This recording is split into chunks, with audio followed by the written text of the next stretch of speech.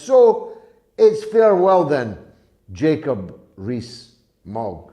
You of the double-breasted jackets, double-breasted pajamas, double-breasted stiff upper lip, we shall not look upon your like again.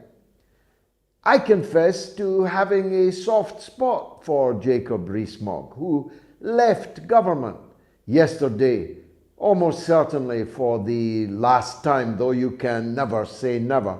In politics, it looks like Jacob is retiring to his nest eggs in the British Virgin Islands. Jacob is a British patriot, so patriotic that he avoids British taxation on most of the millions that he earns, if earns is the word, by sheltering them in tax havens in the Caribbean. But he is patriotic to the point that most of, not all, his tax havens are at least British Virgin Islands rather than anybody else's Virgin Islands. And they're called Virgin Islands for a reason, because the taxpayer and the taxman cannot get his hands on those virgins in the Caribbean.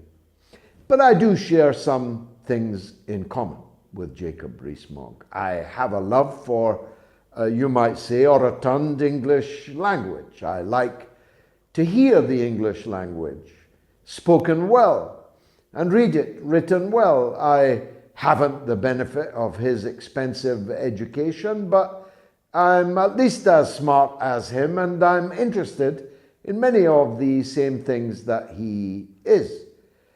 He is not a louche character, which explains his 6 children, his family values, doesn't explain his attachment to Boris Johnson, whose attitude to family values is somewhat more elastic than Jacob's and my own. Like me, he is a father of 6 children. Like me, he is a religious believer. Like me, he loves the Roman Catholic Church.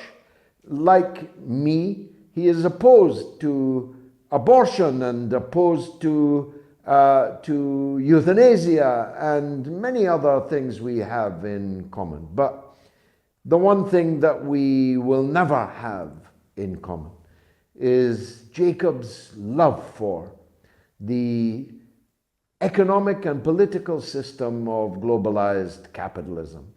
It seems to me a contradiction to his religious beliefs.